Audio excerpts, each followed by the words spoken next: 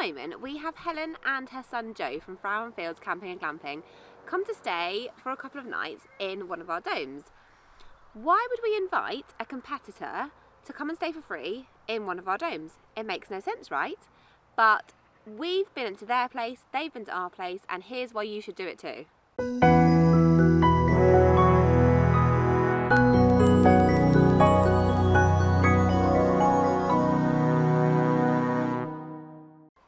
So this is Helen.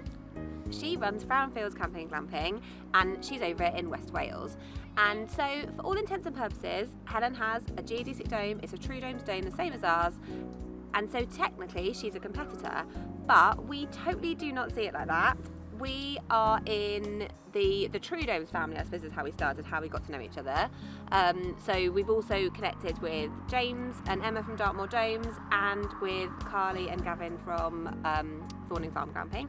So they've all got True Domes. We've all chatted. We've even got a little group going now, haven't we, where we can ask each other questions about domes just on Messenger. So it's so nice that you're here. We're so excited to have you here. But a lot of glamping sites would be thinking, like, why are you letting your competitor come and stay for free? So why were you happy to let us come and stay with you? Like, what made you think, yeah, that's a good idea? I think we've watched a lot of your YouTube programs. We knew you had the same dome as us. We could see your passion in your family for what you do, and we really wanted to get an insight as to kind of having you at our site to tell us things that we'd missed, or what we could do better, or what you liked about ours that you didn't like about your own. I think just having somebody else to chat to that's in exactly the same position as you, like when you become a new parent, you kind of have your baby group. Yeah, it's and these sites are like our babies, aren't they? Yeah, because we have put everything into it and grown it right from nothing. And you're right, you need someone to say, am I doing this right? Is this the way to do it? So yeah, I totally get that. We made a video of our stay at Flower & Fields, so I will link the video here so you can have a look if you'd like to. We're really lucky in the glamping industry that everyone is generally really helpful. Generally, I say that, because we have had issues obviously, but we have this amazing Facebook group. In fact, there's several Facebook groups, and if you are looking at running a glamping site or are running a glamping site and don't know about these groups, then get yourself on them. There's the Glamping Site Owners Club, which is run by Kate Morell, who's only up the road, but it's more of a worldwide, everything, covers everything, doesn't it? And which you tend to not use so much because it is worldwide and not American not so much stuff. now. I think when we first started out, we were like, whoa, hit the groups, and then things like plateau, don't they? And things change. So. Yeah. And then there's the Glamping Site Owners Group, which is more UK based. Then there's the Glamping Owners Discussion, which everyone just posts the same thing on that they posted in the group.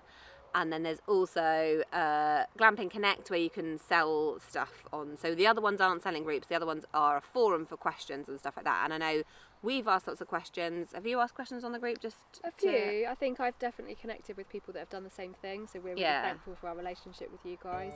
Yeah. So we think that it's really important to get other glamping site owners, even if whether they've got the same structure as you or whether there's something completely different, and get that relationship going, even if it's just messaging and chatting.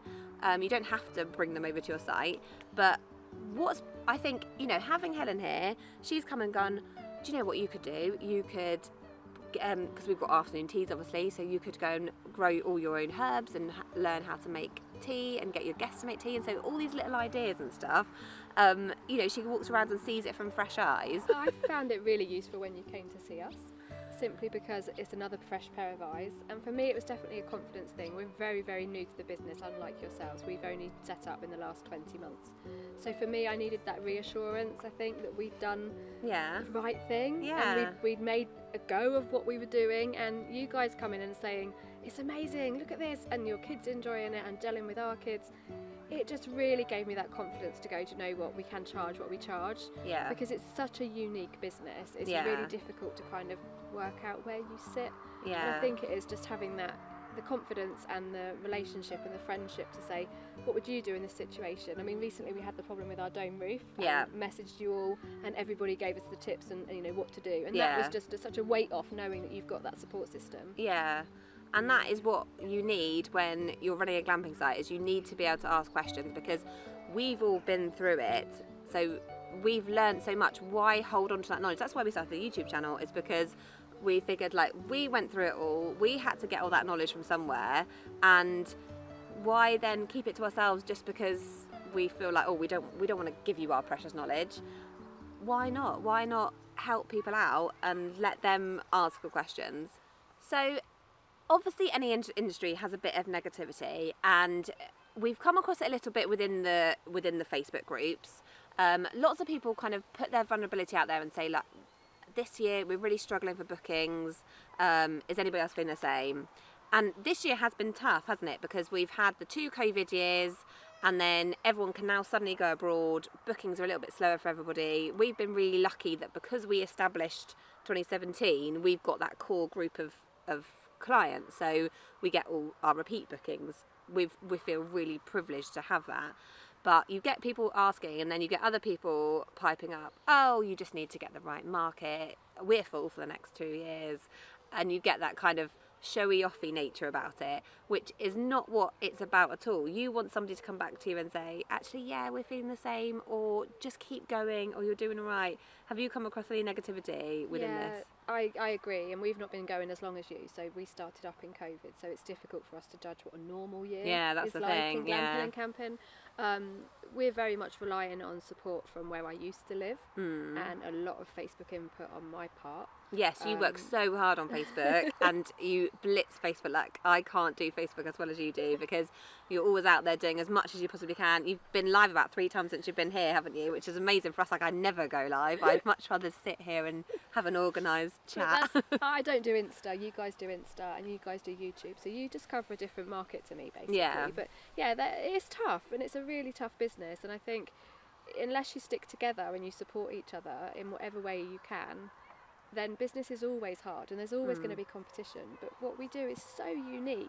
We shouldn't be focusing on the competition. We should be focusing on getting out the big players and getting people to book direct, I think, is my biggest thing, because of the percentage that the big companies take from us. Yeah. So direct bookings are definitely something that we want to continue to do and work with, referrals within the company that we're certified under, and also reaching out to people that have got the same domes as us. I think for us it's just reaching out. We love what we do, like you guys. We love following you. We love supporting you. And we don't feel we're in competition with you. We love collaborating with you, and we thank you. Yeah, ditto, absolutely. So Facebook's been a really good tool for you. You've got a lot of your bookings through it. Probably, 90% of your bookings come through Facebook, which is amazing. And that is the holy grail, is to try and get direct bookings. So yeah, you're right. We're not in competition with each other. There is enough business to go round. And how are you finding, like, Pembrokeshire and Carmarthenshire? They have got a lot of glamping sites, haven't they? Like, some statistics from the Glamping Site Owners Club. I don't know where in the country they were, but in 2019 there were 11 shepherd's huts, and now there are 53 in their area. Like, how insane is that? And you've got a similar issue in your area. They're just popping up like mushrooms, aren't they? Glamping sites. But do you feel like you've got a lot of competition? Yeah, definitely. And I wouldn't say that people are willing to necessarily always share. We've had a few instances recently that's really quite upset me in the way that people market their business, because I use Facebook in particular, and I don't pay for adverts because I'm against sponsoring adverts. I do everything I do in my own way, from my own experience, and as if I would want to see it, I think, really. And also follow other people, so we see what you do and go, oh, that's a really good idea, and you just try and roll with the times, I think. But yeah, it's hard. It's been a tough year, and if people are really feeling the pinch, and I really hope that's why people haven't been as flexible and friendly as maybe they could have been. Yeah. And I don't think there's anything wrong in taking inspiration. You're not copying somebody, you're just taking inspiration, because you're never going to do something exactly the same as somebody else has done it. So we've taken inspiration from you, taken inspiration from us, we've taken inspiration from all the different places that we've been, and we love going to visit places, and we love making videos about our stay, hence why we came to you, made a video about that. We're going to go to Essex Glamping in October. They've got safari tents, that's going to be something completely different, so we're going to go and visit them and see their site.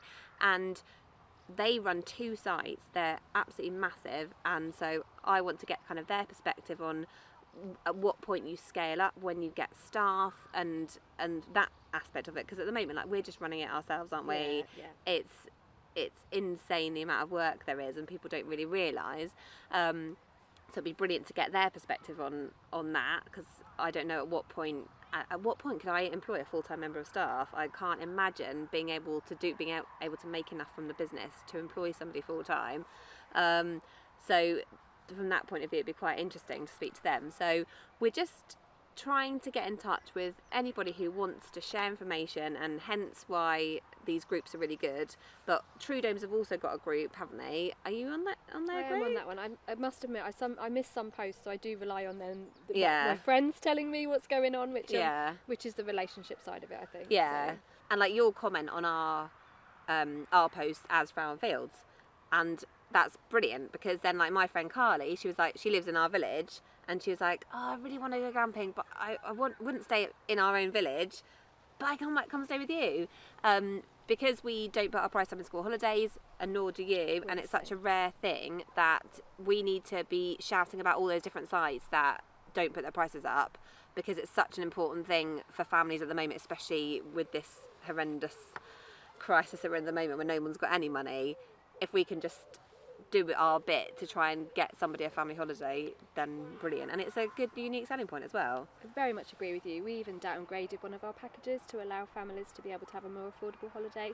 So we went from being a full inclusive sort of dome experience to being your own linen package, and that really worked well for us, because like you, I'd rather my dome be full of a family having a great time rather than it being empty and making us no money Exactly, at all. yeah.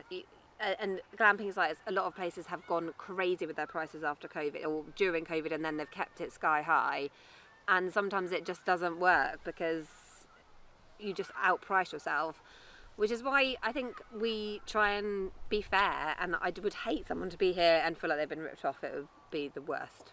I think it's about remaining flexible though, isn't it, and being open-minded and moving very much with the times, and the fact that we speak to you and we follow you, we get a gist of what you're doing, and hopefully vice versa. And knowing that we can chat to each other and a couple of the other groups and the other people that we chat with, you just kind of keep on a level a little bit more. Yeah.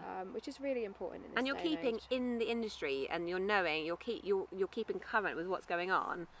And so basically what I'm saying is, don't be afraid to invite your competition to come and stay for free. Do a holiday swap. There's even groups on Facebook where you can swap holidays.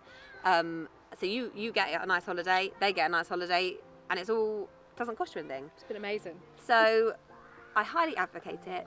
Have a go, see if it works for you, and let us know in the comments if you've done it and if you think it's a good idea, and we will see you again soon.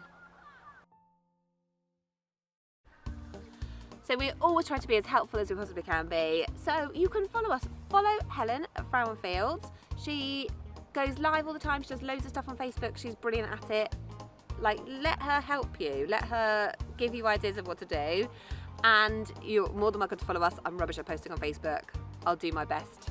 Brian is trying with Instagram with his Glamping Brian. Go and follow him, because he's really getting cross with the lack of followers.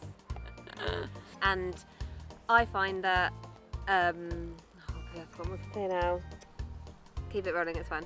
You made a very good point and I forgot what it was. You should be taking notes. So when they do it in real life, like with the TV people, somebody has to sit there taking notes, and then you recap exactly what Mum has said so she doesn't forget, okay? So can you do that next time, Annabelle? My memory You can be the so assistant. bad. So we want to collaborate with you, we want to do a relationship with you, there's negativity. You're unique. I'm trying to think what might have triggered you. Annabelle's really distracted me. Annabelle, what are you doing? Okay, pause it a minute because I can't think. But Facebook can be a bit negative in certain instances, can't it? You say now what you're going to say. I can't remember now. You can edit it, can't you? Yeah.